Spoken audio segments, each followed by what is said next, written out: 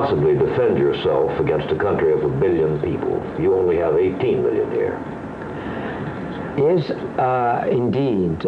We are facing the man in China who has the largest population among all the nations.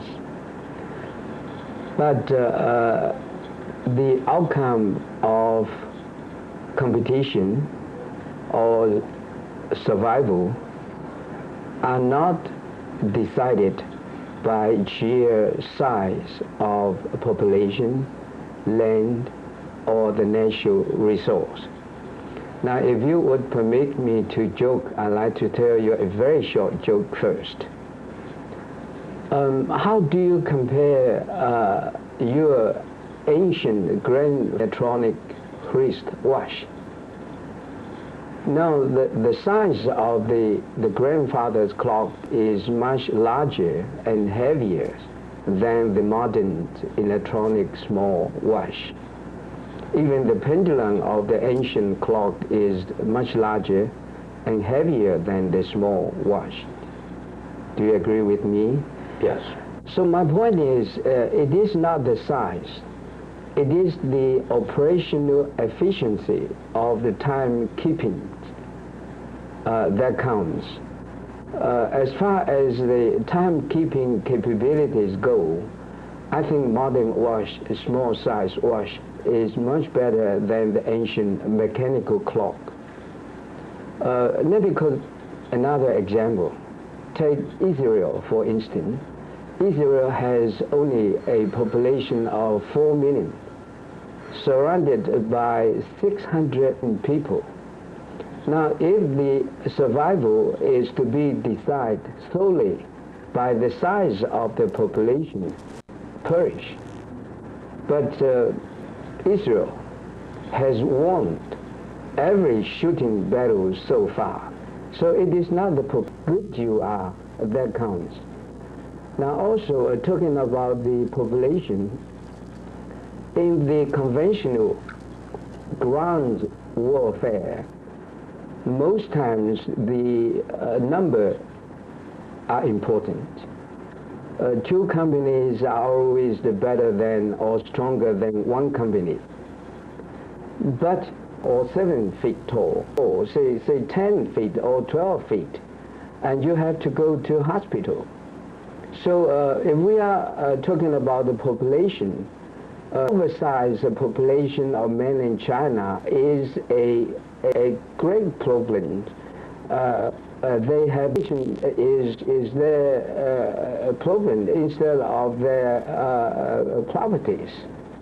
Now, another thing we have to remember, this country in Taiwan is fighting against the entire people of mainland China. The people in both sides of Taiwan Strait do not hate each other. The issue is not among the people. We are not fighting against our own people. The real issue is how to let the people choose the way of life they want to have. So I think the large populations are in our favor. Sometimes we will have the support of the population, and we are not against the Chinese people at all. Do you think that most of the people on the mainland are very discontent with communism? I think they are getting fed up with the systems. The communism has occupied mainland China for more than 35 or 40 years or so. But now the living standard of the people are still very low. Why? Well, take population, for instance, is one of the major difficulties, and many other things. But basically, it is the whole system, and they want to go by what they call the socialist system. And that's why the growth has been so slow. I mean, the living standard for the people are so poor, and that's why they are not happy at all. However, and they find it very difficult to change. but they have to take it as a fact of life. But still, they are struggling against the current system. Do you think that the Army of Red China would fight if commanded to invade Taiwan? Yes or no? Let me tell you some example. I've been operating with the Navy for so long, and I did have many personal clash with the Red Naval Forces. And take Dacheng operation, for instance. I operate in Dacheng as a captain of a destroyers. And we encounter many enemy ships and air bombing. Now they came in a huge formation, say 9 Tu-2 and escorted by some fighters. And they did rather well, even they did not hit me. I say they fought well, then we pull out the heavy anti-artilleries against them, and sometimes we even score hit on one of the aircraft. But they kept their formations well. So your question asking me if they will fight or not, I would say yes. But we found some other instance. For instance, I'm talking about my personal experience. There was sometimes they have reconnaissance or a single pilot fighter. They came up trying to find us, and we overheard from their communication, and they could see us. We were ready to shoot at them, but they did not want to get too close to us. Now, why sometimes they fight so well and sometimes they don't? The reason is when they are in a group, when they are organized, when they are controlled by their political systems, and they have no choice, they will have to fight. That if they could have a choice, like a single-seat independent fighters, and they do not want to fight. So to answer your question, will they fight or not? Under the compulsory situation, and they will have to fight, like their soldiers in Korea. But if they really have choice, if we have some way to break their political control system, I think their soldiers just do not want to fight, especially against us. Let me tell you again, the people in both sides do not hate each other. After all, we are of the same race. And so whoever tried to solve the difference by forces will not be supported by the mass of the nation. Do you think there's a strong will here among the people to defend themselves against a potential invasion? Oh yes, we have done so well during the past 35 years or so, and we are quite well off, and everybody has something to defend. For instance, a few days ago, I toured around a car manufacturing factories, and I'm talking about Yulong. They manufacture so many cars per month. I asked them who bought the cars, and they told me the farmers. So if you drive around in this country along the highway, you see the countryside, you see all these modern new cars parking in front of the farmers' houses. So they have something to protect. I think everybody wants to keep on going, enjoying the economic prosperity. I think they have something precious to themselves to defend this island.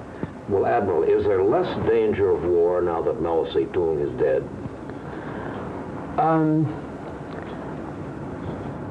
Maybe you may say it this way, because Mao Zedong was so crazy at one time. Take the Crimean crisis for instance. It was the order and started by Mao Zedong. But I wouldn't say the tension is getting less. Basically, It depends upon their priorities. And they have so many problems they have to solve themselves. I think they are pretty occupied with so many things that they have to deal with first. Well, Admiral, we have much news in America about China opening up, about its liberalization.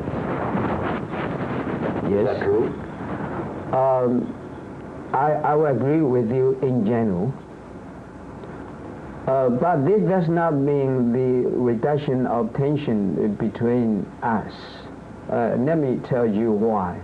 For instance, because they open up, they have more access to the new technologies. And they are trying so hard to bring into mainland China so many new technologies, and including the position of weapon systems. Take USA, for instance.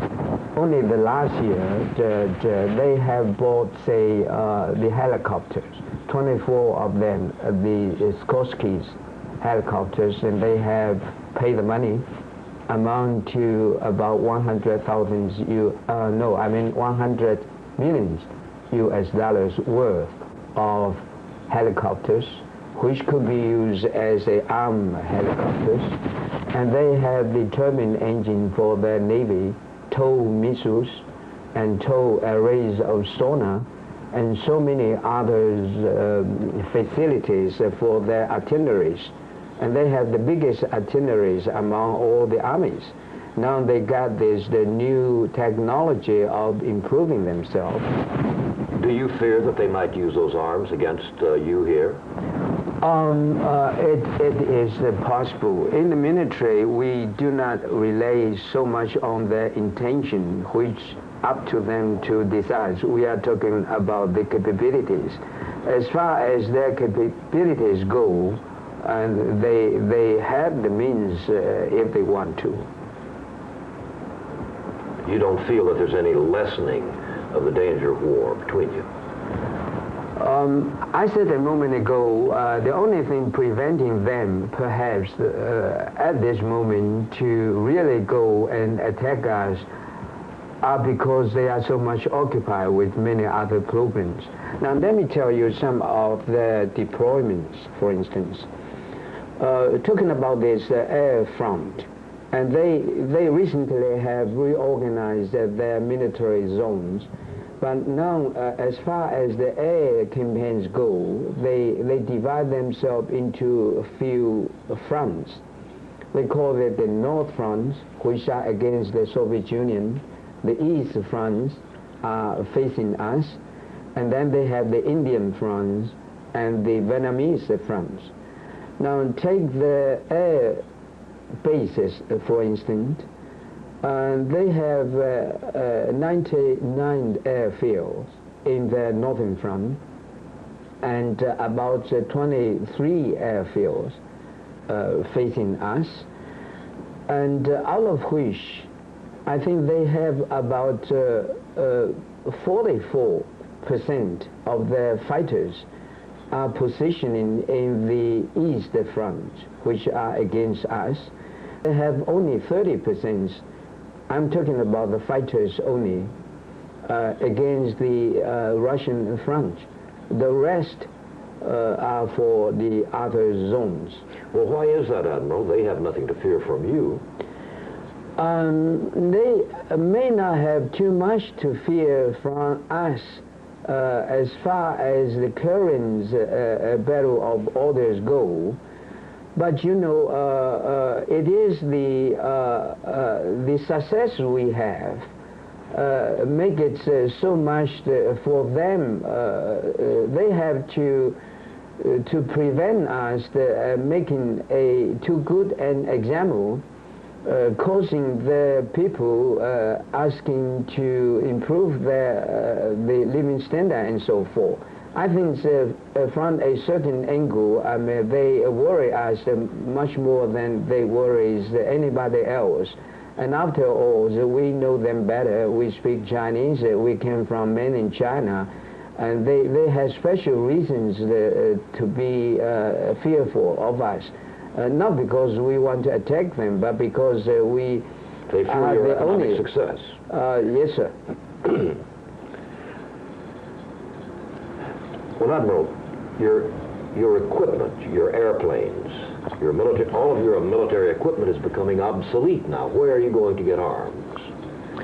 Well, we have to do it from two sources. One is to get it all by ourselves, and we are working very hard on that. We do have a good R&D facilities. We are not without success, but it always takes time, you know.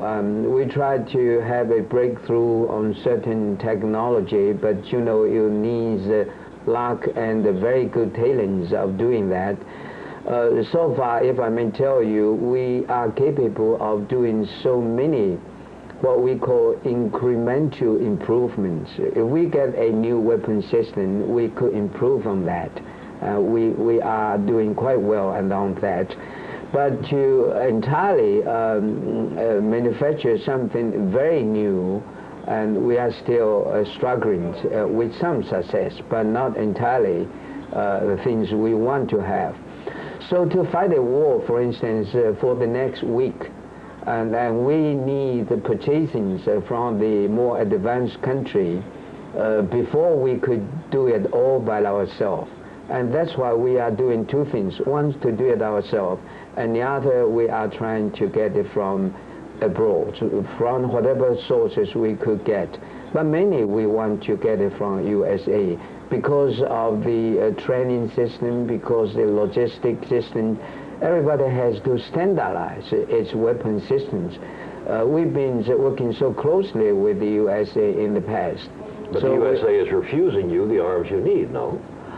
We are still getting some, but not the most urgent things we want. For instance, if we ask for about 10 most critical items, we may get 5 of them, and still will be turned down by 5 of the things we need mostly. We are not entirely turned down by the USA, but we do get something.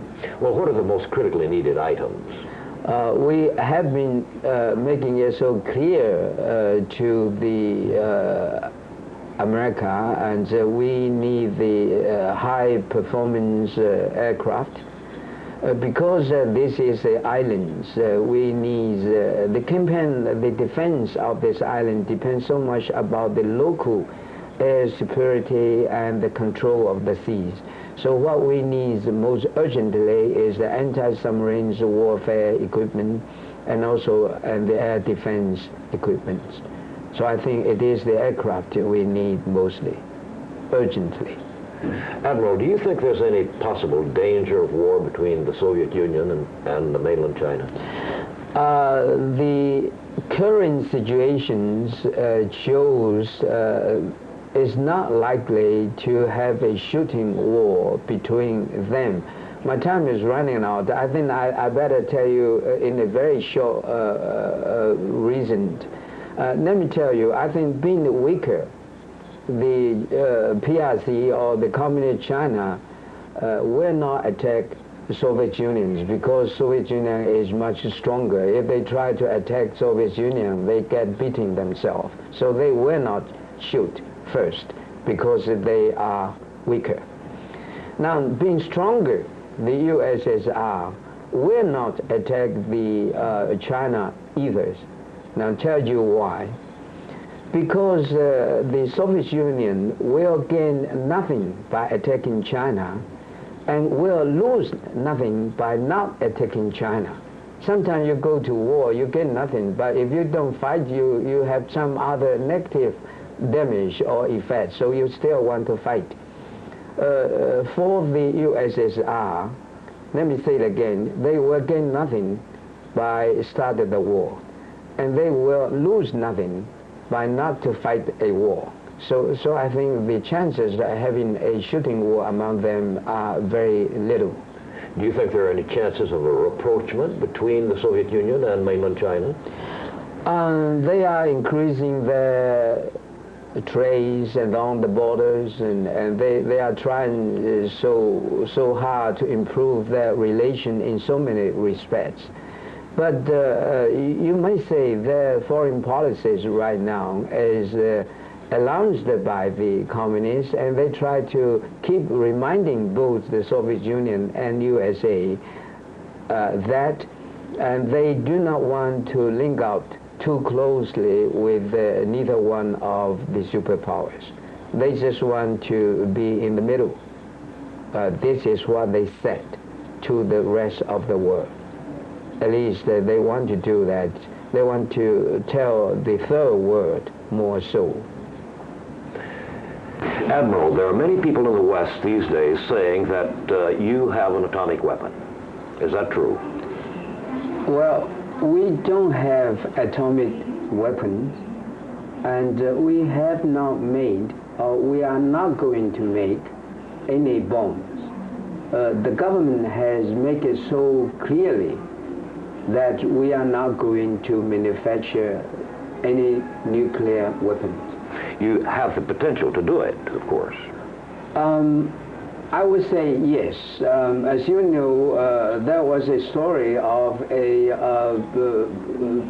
undergraduate students who almost had to be dropped out, and then he went to the library working so hard and coming up with something. Of course, in our research and development facilities, we have much more talents or the numbers of qualified people than the first team of Manhattans, which, if I recall, amount to only hundreds or so engineers and scientists who make the bomb. Now, if anybody are not too lazy to read all the materials, and they will come up with the knowledge of how to make bombs. I'm talking about the undergraduate students. Of course, after so many years of having the bomb made by other advanced countries, I think we do know how to do it. But we're not going to do it, I must say it again. I'm sorry. We're not rolling? Okay, tell me, you're rolling now? Right. Admiral, if you could not get sufficient arms from the West to defend yourself, would you consider accepting arms from the Soviet Union? I would say no. Nobody in the armed forces or in the government, I believe, have ever considered of the possibility of getting the arms from the Soviet Union. If you really know our history of dealing with the Soviet Union, you should know in the past there have been many occasions the Soviet Union's offered to us of having some working relationship with them. I'm talking about even before the Japanese War and during the Japanese War, even after the Second World War. But every time we just decide not to work with the Soviet Union. Why? Well, have you ever read a book called Soviet Russia in China, written by our late President Chiang Kai-shek? To give you the answer, I think I better refer to the book. If you find time, the books are all there. To make it very short, we never trusted the Russian. We think it's no good to do business with them. If I may borrow a saying by Bonaparte Napoleon, who has been quoted of saying, anytime when the Russian Shah smile at you, if you have the right kind of mind, it's about the time you better draw your gun.